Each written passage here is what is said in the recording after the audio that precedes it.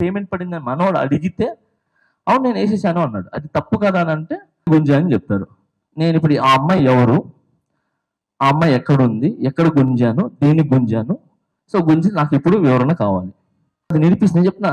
వీడియోలో ఉన్న ఏది నిరూపించినా నేను టోటల్గా కొరియోగ్రాఫర్ రిజైన్ చేసి వెళ్ళిపోతాను. ఏది లేదు, అంత అబద్ధం. ఇవన్నీ పక్కన పెడితే దాంట్లో ఉన్న అన్ని అబద్ధాలు. ఇంకా చాలా చాలా చెప్పారు దాంట్లో.